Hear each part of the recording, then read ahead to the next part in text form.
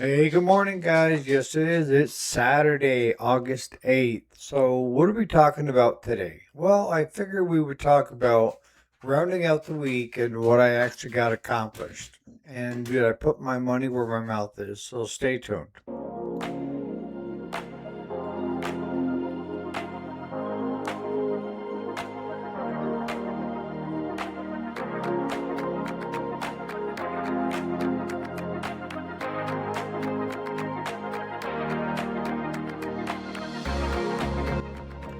Alrighty, welcome back to the channel. My name is Eric. If you didn't already know it, yep, this is the weekend. Today is Saturday, August 8th of 2026. So we had a good week, not a stellar week, but a week that you survive and you get things done is a week to be proud of. Take the win, right?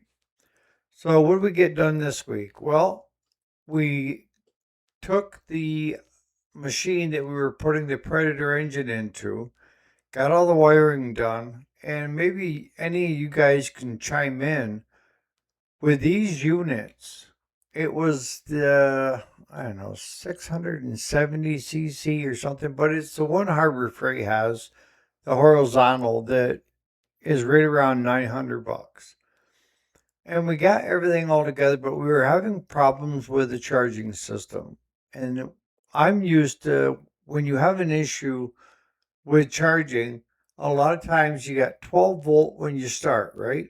And then you start it up, and it usually will climb up to 14 and then work its way back down to 12 once the battery's recharged, right? Not this engine. This engine would go to 12 if you were half throttle or more, but not a dime more, and Claude was doing research on it. And it says basically all it has for an output is a maintainer. If you want to run lights, PTO, and this and this and this, then you got to buy a $400 kit that goes on it that is an actual stator and everything else in it, which sounds crazy to me. Why would you build such a big engine and have not a good charging system on it? So I had to let the owner know that yesterday. He's coming today to pick it up. But we end up getting the engine in. Everything is working super duper. We found a lot of crack welds. So we spent just one day of just doing welding and cleanup on the unit overall. We did it for under $1,000. I don't know what you guys would have charged to take the Kohler out and put the Predator in, but he spent a lot of time henpecking the wires and stuff, trying to make the whip work the way he wanted it to work. And then the welding took time, and the grinding and the cutting. I was helping him with all that stuff. So we got that knocked out. We also got the big dog in with throwing the belt that I was telling you guys about. That the wife had the yard half mowed, okay, and it blew a hydro belt. So the guy went and got another belt, put it on, it did the same thing. So he went and he got a third belt and a brand new spring for the idler pulley and put all that on. And it would not keep the belt on. So what we ended up finding out, and I think I told you guys, is the fan on the one side of the hydro, the left side, was a couple fins were tipped up and they were catching underneath the belt and rolling it right off the pulley. So simple fix, take the heat gun, put some heat on it, take some vice grips, bend them down a little bit, hold it until it cools, and then let it go, and voila. We fixed that issue, okay? So with fixing that issue, we then got it on the ground because we were doing it by hand to see, turning it over by hand. So then we decided, all right, let's start it up and see how she goes. So we started it up.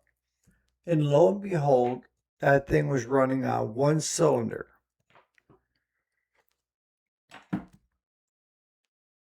sounded like hell.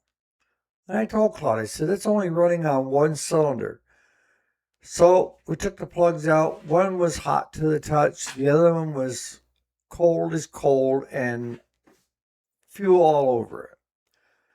So I was telling you, I was going to jump right on it yesterday morning, which I did. Ended up being 148 psi on that cylinder, and I wasn't getting fired. So we took the cover off, pulled the wire to see if it was something in the system that was causing it. Still no fire. So I did have that coil in stock. So we went ahead and we threw that coil on, and things sound smooth as hell. Okay, nice running machine. So we think we're going to get a payday out of this and get it out of our yard. Not so fast, folks, because now we got a problem with the left side hydro has little to no power going frontwards or backwards. The other side, the right, will throw you into a circle, but the left, forget it. What's the next thing we can do? All right, they have independent filters, one for each side. So I told Claude, I said, let's drain the system, take the filter off, replace the filter. I had that in stock. We put the new filter on it, and that's as far as we got. I got 2 quarts of 20W50 fully synthetic. That's what they call for in these hydros. And we're going to go ahead and put those in. Hopefully, hopefully, this thing is going to work. Because if it doesn't, I hate to be the bearer of bad news to customers, right? We did a lot of running around. I mean, this week during the day when we're normally working on stuff, I made the executive decision to picking up a 38-foot PJ gooseneck trailer that had the dovetails, another 4 foot. So you got a 40-foot trailer, basically 42 foot. And it's got the tandem axle duals, and it can carry, it's like 34,000 pounds. So there isn't anything I'm going to run into that I'm going to need to have something that heavy. But here was my thought process in buying it was I took one axle out from underneath my 16 foot that has the dovetail, which is another 3 to 4 foot. A couple weeks ago, I had my skid steer and my tractor and a backhoe. I wanted to get home. And we ended up using that trailer. Once we went up and bought it, the guy said, if you want to use my plate, go ahead, So we did. We ran out, loaded up the backhoe, tractor, and skid steer all in one load on that trailer. And the truck and trailer did phenomenal. I mean, better than my 16 foot. The only problem you got to have with a 38 footer is you need some maneuvering room to make wide swings. You can't just cut off like you can the 16 footer, right? So my next executive decision was I had a friend that I had promised to get his tractor moved back home from where he was doing deer food plots with a tiller. And he understood the rear axle. I got one coming. I haven't seen it yet. So we're going to put that in. I'll debate whether to sell the 16 footer or just add it to the arsenal with the 38 and have the two of them depending upon what our needs are. The other reason that my thought process went into it was we're putting up a lot of hay. And I already told you I sold my animals. So the idea is to get rid of the hay, to sell it in round bales to cover the costs. Fuel is up this year. You know, we're doing really well with equipment with hardly any breakdowns other than the rakes the other day, which are both fixed now.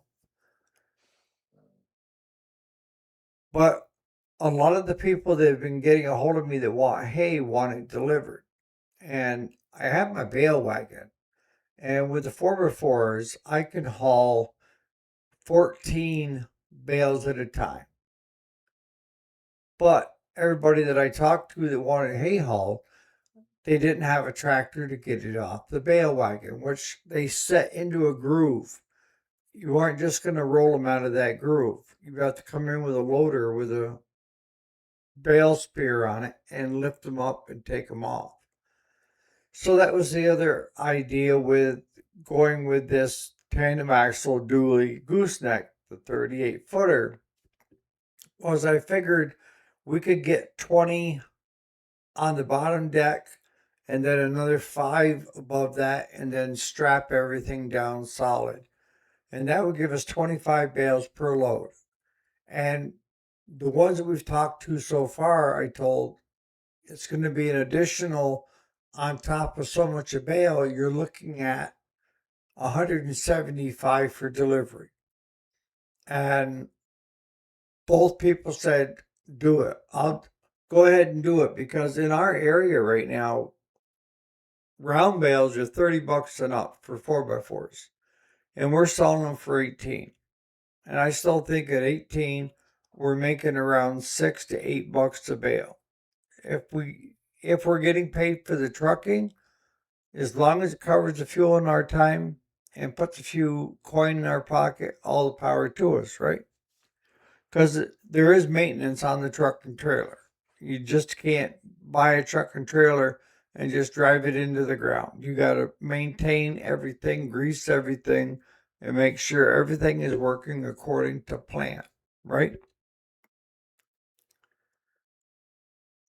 So they can roll these bales off from that trailer. I had a guy show up last night that came the night before, but then he realized that one of the tires on the trailer had a blowout, was peeling the rim or the tire right off. So he decided to go home empty. Last night he pulled up with his rickety old hay wagon. And I said, how many do you want on that? And he said, as many as you can get. And I said, I'm thinking 3 on the wagon and 1 in the back of your truck. And he said, that's it? I said, that's all I think the wagon will haul. I mean, it's in rough shape. He said, well, see if you can set 6 on the bottom. So I tried moving the 5x5 over far enough on his trailer, and I thought the whole deck was going to go flying over. I'm telling you. I got the 3 on his trailer and 1 in the back of his truck. And as he was making the swing, one of them fell off into the middle of the road. So I had to pick that back up, put it back up on his wagon on the level. No, I didn't follow him home, and no, I didn't get a call that he lost a bale somewhere. I told him, I said, if you hear a loud thud or a bang, don't look back, just keep going.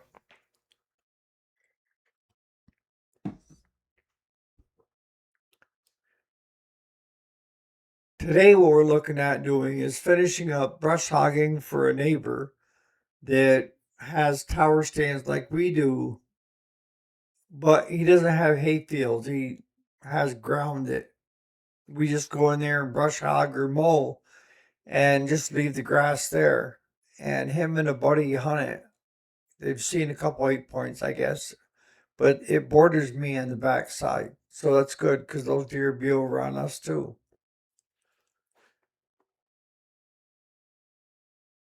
I guess, when I say having a good week is having a good week, that it took us a while. I mean, we started out with the front end loader backhoe predator swap, and that took pretty much most of Monday into Tuesday. I had cardiac rehab, so we left around 11 on Monday, and then we jumped back on it Tuesday, and then Tuesday afternoon we went and looked at the gooseneck trailer, and then Wednesday morning we went and got the gooseneck trailer, and Thursday.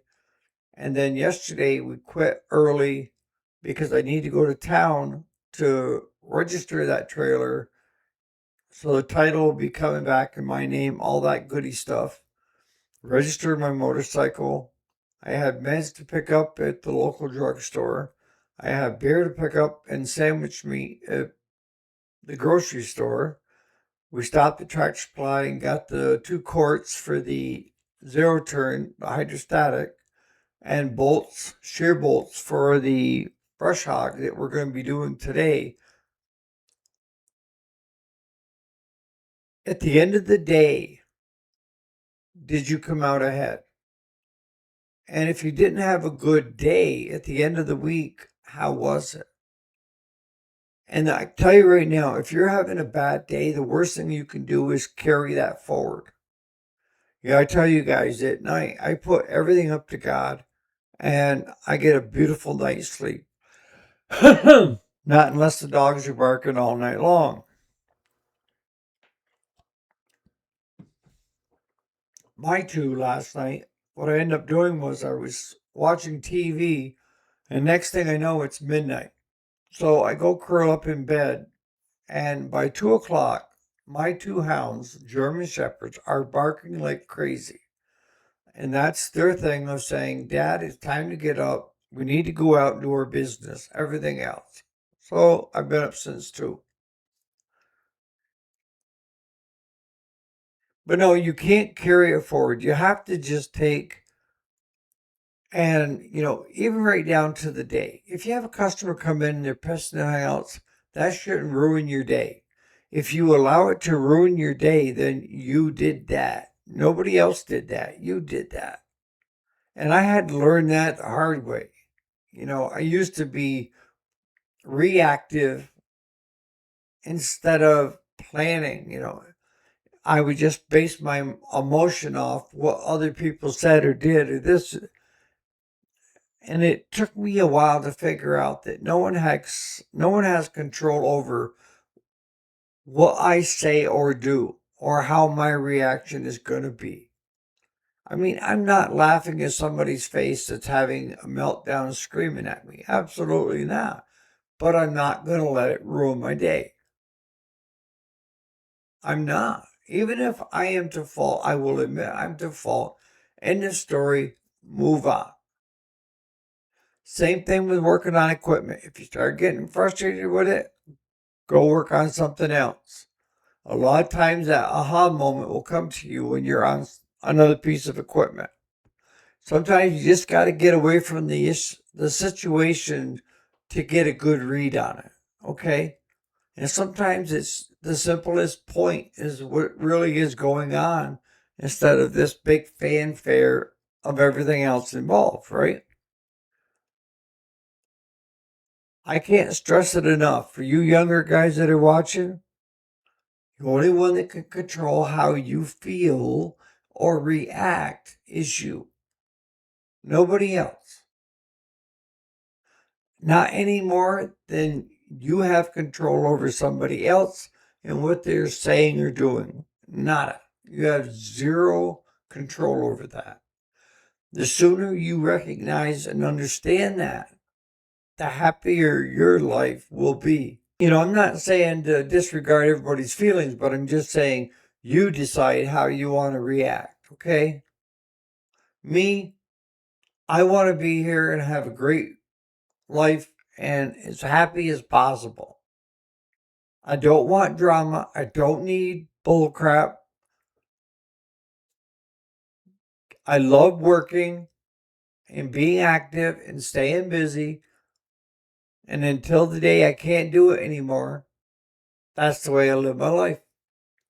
So on that note, you guys in the comments, what do you think? Did you guys have a stellar week, stellar day? Let's hear about it.